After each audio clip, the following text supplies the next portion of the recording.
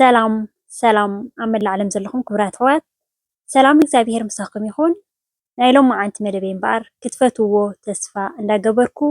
ቅድሚ ናኦም ባለይ ግን እቶም ሓደሽ ዘለኹም ላይክ ሳብስክራይብ ኮመንት እንዳገበርኩም ናይ ቻነል ቤተሰብ ክትኮኑ ብክብሪ ዕድመኩም እቶም ምሳይ ፀናኹም ከዓ ከም ቀደምኩም ምትብባዕኹም ኣይፈለየኒ። እዚ ቪድዮ ብላይክ ጀምሮ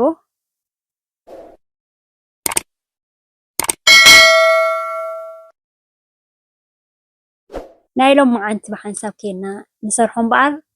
ኦራንጅ ዛፍት ፅሟቕ ናይ ኣራንሺ ብሓንሳብ ኬና ክንሰርሕ ኢና። እዚ ትርእይዎ ዘለኹም ኣብዚ የዳልየ ኣለኹ ሓፃፂበ ኩሉ ሬዲ ገይረ ፀኒሐ ምንታንቲ ቪድዮ ከይነውሓኩም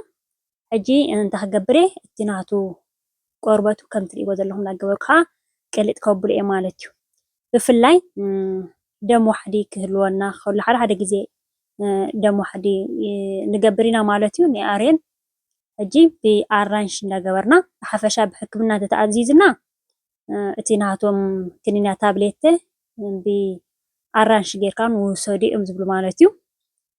ኣብ ድሓን ኩነታት ተልኡ ለጅምር ተቢልና ከዓኒ ባዕልና ከምዚ ጌርና ክነብል ንኽእል ኢና ማለት እዩ። ክንሰቲ ንኽእል ኢና። ሕጂ ክቡራት ኣሕዋተይ እቲ ቅራፍ ናሃቱ ከዓ ኩሉ ግዜ ናይ ኣራንሺ ቪታሚን ዘለዎ ናይ ፅሟቕ ንረክብ ዋላ ንገፅና እውን ክንጥቀም ከለና ከማን ካብ ቪታሚን ስንገዝእ ከማን ባዕልና ኣብ ገዛና ክነዳልዎ ንኽእል ኢና። እቲ ናቱ ቆርበቱ ኣንቅፅ ኣቢልና ጥሕና ኣቢልና ከዓ እቲ ፓውደር ሓሪጭ ምስ ኮነ ከዓ ምስ ዝተፈላለየ ምስ መዓር ድዩ ምስ ዝተፈላለየ እንቋቑሖ እንዳገበርና ምስ ቡና እንዳገበርና ድሓር ንገፅና ከዓ ክንጥቀመሉ ንኽእል ኢና ማለት እዩ። ሕጂ ኩሉ ግዜ ፅሟቕ ኣብ ገዛና ክነዳልዎ ከለና እቲ ሽኮር ሕጂ ሽኮር ወይ ብዘይ ሽኮር ክነሰርሖ ንኽእል ኢና፣ ወይ ብመዓር ጌርና ክንሰርሖ ንኽእል ኢና፣ ወይ ከዓኒ ሽኮር ከዓ ውሕድ ዝበለ እንዳገበርና ክነዳልዎ ንኽእል ኢና። ምክንያቱ ኩሉ ግዜ ዝተዓሸገ ክንገዝኦ ከለና ክንዲ ኣብ ገዛና ነዳልወሲ ኣይከውንን ማለት እዩ። ኩሉ ነገር ዓቆኑ ዝሓለወ እዩ ማለት እዩ። እንደገና ዋላ ኣብቲ ናይ ማይ ምባል እውን ማይ ብዝሕ ዝበለ ኮይኑ እቲ ናይ ድኳን ንገዝኦ እንደገና ሽኮር ዝበዝሖ ስለ ዝኸውን ብፍላይ ሓደ ሓደ ግዜ ሕጂ ኣነ መዓት ኣራንሺ እየ ገይፅየ ዘለኹ ማለት እዩ። እዚ ቀኒሰ እየ ዘርእየኩም ዘለኹም። ሓደ ሓደ ግዜ ከዓ ናይ ምጉዳል ዋጋ ይገብር እዩ። ሕጂ ከምዚ ግብር ኣቢልና ተደሊና ፅሟቕ ንሰርሓሉ ተደሊና ከለና ቁሩፅ ቁሩፅ ኣቢልና ተደሊና ከዓ ኬክ ንሰርሓሉ ማለት እዩ። ሕጂ ከም ትርእይዎ ዘለኹም ዘዝቀደመ ከም እንዳገበርኩ ቅልጥ ኣቢለ ኣለኹ ናብዚኣ ከዓ ክገብር እየ ማለት እዩ። ሕጂ ኩሉ ግዜ ፍሬሽ ፅሟቕ ኣብ ገዛና ናይ ዝተፈላለየ ፍሩታ ንጥቀምቲ ኮይና ብጣዕሚ ንኣካላትና ኣዝዩ ፅቡቅ እዩ ማለት እዩ። ንቆርበትና ኣዝዩ ንፁህ ዝኾነ ፅሩይ እንደገና ለማፅ ዝኾነ ከዓ ክንውንን ንኽእል ኢና። ምክንያቱ ብዝተኻለ መጠን ግዜ ክንረክብ ከለና እዚ ከዓ ድሓን እዩ ሓጢያት ዘረባ ከምዚ ቪድዮ ክገብር ኣነ እኳ ንእሽተይ ስራሕ ዝበሃል ነገር የለን። ምክንያቱ ቪድዮ መሊእኻ ኤዲት ክትገብር ክትሰድድ እታ ኣርእስቲ ንባዕላና ክተብላሲ ብጣዕሚ ሓሳብ ዘድልዮ እዩ ማለት እዩ። ንባዕልና ኣብ ገዛና ከምዚ ጌርና ኣድዱ ክነብላ ግን ቀላል እያ። ስለዚ ዘን ኣሕዋተይ ንደቅና ንኣሽቱ ቆልዑ ተልዮምና ኮይኖም ተመራፂ ባዕልና ኣብ ገዛና ክልተ ዓይነት ሰለስተ ዓይነት ሕውሱስ ኣቢልና ባዕልና ኣድዱ ተቢልና ኣሎ ማለት እዩ። ሕጂ ከም ትርእይዎ ዘለኹም ቀላሊጠ ኣብዚ የዳልየ ኣለኹ ከምዚ ጌረ ከዓ ከርቲፈ ኣለኹ። ኣብዚ ሕጂ ካልእ ዓይነት ፍሩታ ክንውስኸሉ ተደሊና ክንውስኸሉ ንኽእል ኢና። ኣነ ግን ናይ ኣራንሺ ጥራይ ምክንያቱ ብብዝሒ እውን ኣራንሺ ምጉዳል ዋጋ ገይሩ ስለ ዝፀንሐ ኣብዚ ሕምፅየ ስለ ዘለኹ ካልእ ኣይሓውሰሉን እየ ናቱ ጥራይ እቲ ቪታሚን ሲ ዝበሃል ሲ ኣብኡ ከሎ ንክንረኽቦ በይኑ ጥራይ ከዓ ስለ ዝደለኹ ሌሚን ከዓ 3 ሌሚን ከም ትርእይዎ ዘለኹም ኣዳልየ ኣለኹ። ከምዚኣ ጌርና ንዓኡ ከዓ እቲ ቆርበቱ ኤልያ ኣቢልና ከምኡ ጌርና ከዓ ከርትፍ ክነብሎ ኢና። ሕጂ ከምዚ ጌርና ኣብ ፍርጅ ነቐምጦ ኣብ ፍርጅ እንዳቐመጥና ከዓ ንመዓልቲ ንቆልዓ እንተኮይኑ ሓንቲ እታ መእተዊ ዝረኣኹማ ማለት እዩ ንዓና እንተደሊና ሓንቲ በኣ ምስ መድሃኒት ንወስዶ እንተኮይና እውን ኩሉ ግዜ ናይ ዋሕድ ደም እንተኮይኑ በኣራንሺ ጌርካ ኢኻ ትወስዶ ከምኡ ጌርና ክንወስድ ንኽእል ኢና። ወይ ከዓ ሸዓ ፍረሽ ኣቢልና እውን በታ ናይ ኢድ መፅሞቕ ዘላ ግብረ ኣቢልና ከዓ ክንጥቀም ንኽእል ኢና ማለት እዩ። ከም ትሪእዎ ዘለኹም እንታይ ዝበሃል ገይረ ኣለኹ ሕጂ ጅንጅብል ከዓ ኣጋጣሚ ወዲየ ፀኒሐ እምበር ጅንጅብል ተጌርናሎ እዚ ከዓ ብጣዕሚ ፅቡቅ እዩ ከም ትሪእዎ ዘለኹም ኣብዚኣ ከምዚኣ ገይረ እዛ ናይ ማሽን ከዓ ኣዳልየ ኣለኹ ሕጂ ማይ ኣብዚ ከም ንክነዓቀን ሕፍስ ዝበለ ንደሊ እንተኮይንና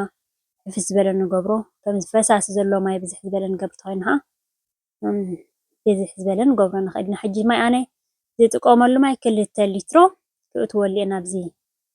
ኣዳልዮ ዘለኹ ኣራንሺ ማለት እዩ ከም ትሪእዎ ዘለኹም ከዓ ክሳብ ዝደክም ገይረ ፅሙቕ ኣቢለ ኣለኹ በዚ መንፊት እንዳገበርና ከዓ ከነብሎ ኢና ዳሕራይ ከዓ እቲ ናቱ ተዓፍሎ ናቱ ዓፍ ዝብል ዘሎ ዳሕራይ ከዓ ክንኣሊ ኢና መጀመርያ ግን ከምዚ ጌርና ምስ ወዳእና ሕጂ ኣነ እቲ ናቱ ሽኮር ስለ ጥራይ ዘድልየኒ ዝኾነ ሽኮር ኣይተጠቐምኩን ኣለኹ ክንጥቀም ተደሊና ክንጥቀም ንኽእል ኢና ማለት እዩ ተደሊና መዓር ንገብረሉ ተደሊና ሽኮር ብዓቐንና ቁሩብ ክንገብረሉ ንኽእል ኢና ኣነ ግን ኣብኮለ እየ ምክንያቱ ዕርዩ ቀጢን ኣይኮነን ሓፊስ ከዓ ኣይኮነን ማእኸላይ ዘሎ እኩል ስለ ዘሎ ዝኾነ ሽኮራዊ ከዓ ብፍላይ ሕጂ ኣብዚ ናይ ቁሪ ግዜ ከዓ ከምቲ ናይ ፀሓይ ዝነበረሉ ሓደ ሰዓት ንቀሳቀስተ ነርና ኮይና ብእግርና ናብ ፍርቂ ሰዓት ንስሕቦ ሓደ ግዜ ቆሪርኒ ትረፈን ለማዓንቲ ምዝዋር ኢልካ ከፍቱን መቸም ክንዲቲ ናይ ሳመር ግዜ ሲ ምንቅስቃስ ኣይንገብር ኢና ማለት ሕጂ እቶም ዓይነት ንምገቦም ምግብታት ከዓ ጥንቅቕ እንዳበልና እቶም ንሰትዮም እቶም ዓይነት ንምገቦም እውን ምክንያቱ ከም ዝበልኩኹም ብዙሕ ስለ ዘይነሃልኽ ጥንቅቕ ክንብል ክንክእል ኣለና ማለት እዩ ሕጂ ከምዚ ጌርና ፅሙቕ ምስ ኣበልናዮ እንታይ ዝበሃል ከዓ ንገብረሉ ማይ ምክንያቱ እቲ እትሪእዎ ዘለኹም እውን ሓፊስ እዩ ማይ ንእሽተይ ልቕልቕ እንዳበልና ከም እንዳገበርና ናብቲ ናይ ፅሟቕ ምሽ ንገብሮ ከም ትሪእዎ ዘለኹም ጌርና ዝሽዑ ፀፈፍ ኢሉ ምስ ከደ ከዓ ንገብረሉ ብላዕሊ ማለት እዩ እቲ ሓንቲ መትሓዚተይ ምልእ ምስ በለት ናብዛ ካልአይቲ ከዓ ገይርየ ማለት እዩ ንኩሉ ሕጂ ትሪእዎ ዘለኹም ፀማሚቆ ወዲእ ኣለኹ ከምዚ ገይረ እውን ማይ ከዓ ልቕልቕ ኣቢለ ኣለኹ ማለት እዩ ኩሉ እቲ ናቱ ዘሎ ትሕዝቶ ከምዚ ጌርና እንተቢልና ክኸደልና ይኽእል እዩ ማለት እዩ ክቡራት ኣሕዋተይ ንስኹም ከዓ እዚ ቪድዮ ላይክ ምግባር ኣይትረስዑ ኢኹም ምክንያቱ ላይክ ተገይርኩምሉ እምበር ፅቡቅ ፅቡቅ ዝበልኩ ጠማቃሚ ዝበልኩ ቪድዮታት ሒዘ ንክመፅእ ይተባባዕ እቲ ስራሕ እዚ እኳ ናይ ሎማዓንቲ እኳ ብዙሕ ኣድካሚ ኣይኮነን እንዲ ሓጢኣት ዘረባ ግን ናይ ክሽነ ኩሉ ግዜ እቲ ስራሕ ክብል ኢሉ ስለ ዝኾነ ነዚ ተረዲእኹም መዓልታዊ ዳርጋ እቲ ቪድዮ ክጅምርዎ ከለኹም ከይወዳእኹሞ ትገብሩ ንዓኹም ኣይኮነን እቶም ሓደ ሓደ ኣሕዋት ካብ ምርሳዕ ካብ ካልእ ዘይኮነስ ካብ ምርሳዕ ተብሉ ከዓ መዘኻኸሪ ላይክ ምግባር ኣይትረስዑ እዞም ኣሕዋተይ ማዕረ ሕጂ እቲ ናቱ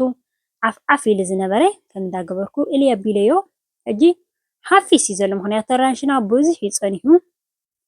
ከምዚ ጌርና ሕጂ ሕውስውስ ኣቢልና ምክንያቱ ምስቲ ማይ ዝገበርናዮ ኣብዚኣ ጌርና ከዓ ከነዳልወን ኢና እዚአን መትሓዚት እዚአን ናይ ፅሟቅ ከዓ መኻዲነን ከምዚ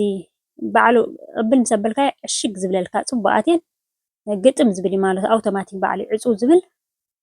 ኣብዚኣ ከምዚኣ ጌርና ግብር ኣቢልና እቲ ፍርጅና ንኣብነት ክልተ ጌርና ተፀኒሕና ተነሓያይልናቱ 2 ፈርቓን ጌርና ወስኽ ነብሎ ንባዕሉ ሕጂ ዘለናዮ ወርሓት ናይ ቁሪ ግዜ ስለ ዘለውን ዝሑሊ ከምዚኣ ግብር ኣቢልና ሓንቲ ኣብ መዓልቲ ንዓና ድዩ ንደቅና ድዩ ንበዓል ቤትና ኣብ ገዛ ዘለና ፋሚሊ ማለት እዩ ክንጥቀመሉ ንኽእል ኢና ማለት እዩ ክቡራት ኣሕዋተይ ከምዚኣ ግብር ኣቢልና ባዕልና ፍረሽ እንደገና ዝተሪፉ ዘሎ ከዓ ኣብ ቢከሪ ክገብሮ እየ ንሕጂ ክንሰትዮ ኢና ማለት እዩ ከምዚ ትሪእዎ ዘለኹም ኣብዚኣ ቢከሪ የዳልየ ኣለኹ ንዓኹምን ንዓናን እዞም ኣሕዋተይ ብሓንሳብ ኬድና እንዲና ሰሪሕናዮ ንዓና ንዓኹም ንኩሉ ምስ ፍቅሪ ንኩሉ ይኣክል ፍቅሪ ተሎ ኩሉ እኩል እዞም ኣሕዋተይ ከምዚ ትሪእዎ ዘለኹም ናይ ሎማዓንቲ መደበይ ከምዚ ትሪእዎ ዘለኹም መስል ብቐልል ዝበለ ጌርና ፅሟቕ ሰሪሕና ኣለና ፈቲኹም ከዓ ክትኮኑ ተስፋ እንዳገበርኩ ጀሚረ ክሳብ ዝውድእ ዝተኸታተልኩምኒ ካብ ልበይ ዘመስግነኩም እዚ ቪድዮ ክትኣትዉ ከለኹም ላይክ ተረሲዕኹም ኣብ ምውፃእኹም ላይክ ኣይትረስዑ ብካልኦት ትሕዝቶ ክሳብ ዝምለሰኩም ሰላምን ጥዕናን ተሰናዩ